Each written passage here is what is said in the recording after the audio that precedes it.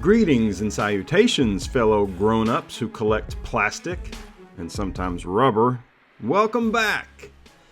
Today we're taking a look at the newly reissued Studio Series Shockwave from Transformers Dark of the Moon. Shockwave's appearance in Dark of the Moon really stood out, and I personally found him to be pretty damn terrifying. But does a Studio Series figure manage to deliver that same presence in plastic? Well, yes and no, but let's take a look. So right out of the gate, I have to say this new style of Studio Series box art looks really good. But of course, they're no longer numbered and also don't come with those photo background displays. Shockwave looks very good. Very menacing, very tough, very purple. And of course, you've got Wheelie and Brains down there, and those look like pretty excellent figures too. Small, sure, but they need to be small for scale, but they still look pretty good with lots of detail.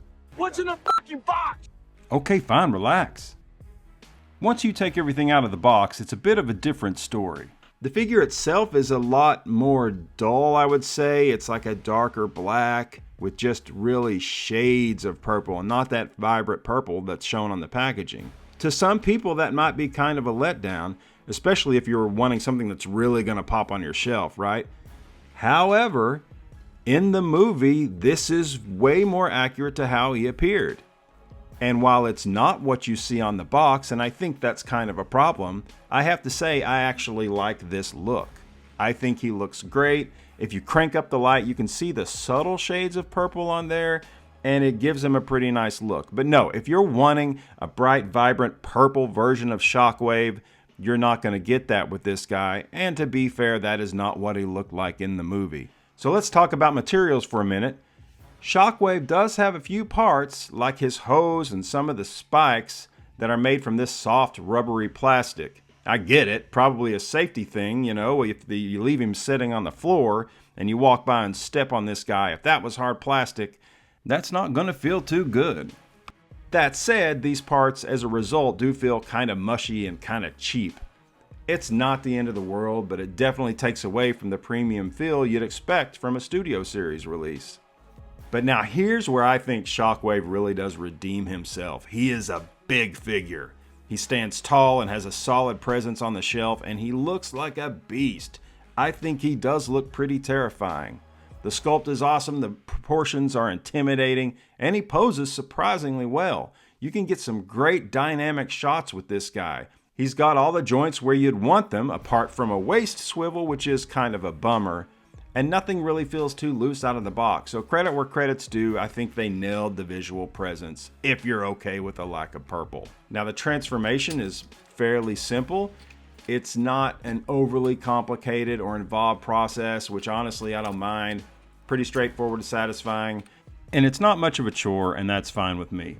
Now the alt mode is this weird Cybertronian tank thing, and honestly it's kind of a mess visually. But it's still pretty fun in its own way. I mean, if you squint, it looks intimidating. It is definitely more meh than wow, but it does the job well enough if you really want that tank. Apologies for the microphone change, but we did, of course, have to talk about knockoffs for a second. So this is the Studio Series Shockwave, and this is the knockoff I picked up a few weeks ago, actually probably a couple months ago, before I knew that this guy was coming out. So it's been a while back. But anyway, this is knockoff Shockwave, and you'll notice some of the differences are that one, he's actually purple. So if you're into purple Shockwaves, this is your guy right here because he's way more purple than the Studio Series here. Now, since it's a knockoff, it doesn't feel great to me. It doesn't feel as good as the Studio Series, but it doesn't have any rubber parts. So this is hard plastic. This down here, the spikes on the feet are hard plastic. Everything about this is hard plastic, so, you know, don't step on this guy. This is not actually a byway either. I think it's a knockoff of a knockoff. I'm not even going to try and pronounce that, but it's the Spock Interstellar Pirates. There's a byway version of this, and then there's whatever this is. So anyway, that is an option. That's a way to go, and oftentimes, folks, when I show some of these Studio Series or talk about the flaws, people say, hey, just go third party. Just go knockoffs. And this is one example of that. And this is one I picked up specifically for that reason, just to check out. I think I got him for around 30 bucks or something like that. And he's not bad. He's also already missing one of his little thrusters on the back. That hopped off. I have no idea where that is. Regardless, this is an alternative. If you have issues with the Studio Series or whatever else, we know there's always third party. There's always the KOs. And this is my KO of Shockwave. So there's a little comparison between those two for you. We also have to mention these guys. These guys on the box. Don't they look kind of cool? Well, this is what you actually get. This is it. These are the guys you get. And I'm using my front-facing camera, so I don't know how focused they'll be. I don't know how much anyone could focus on these guys. You're going to lose these guys anyway because they're so small. Now, I get it. People say, hey, it's to scale, and so fair enough. But to me, this is an outright lie. These Brains and Wheelie here, that is not what you get. You get these little sort of tiny bits of plastic with some paint on them that mostly resemble, but I've zoomed in as much as I can on these guys, and they don't look like that, and obviously that scale is not correct.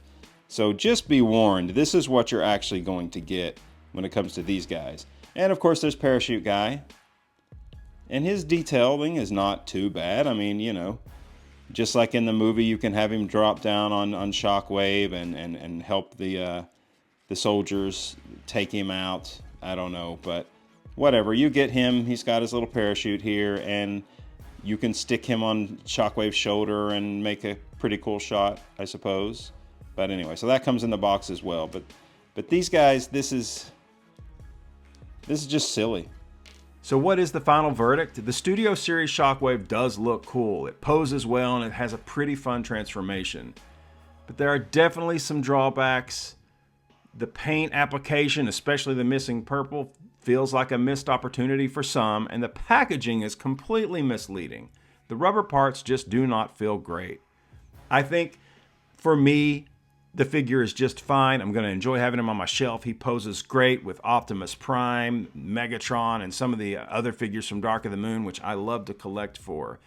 But also, I think with a few upgrade kits that have been out for a while now, since this is a reissue, and maybe if you want some custom paint, he could easily be a standout in your collection. If you're handy with mods, or don't mind the flaws, he's worth considering. Otherwise, you might want to wait for a premium version or just go third party. But what do you think? Are you interested in this reissue of Studio Series Shockwave? Let me know down below.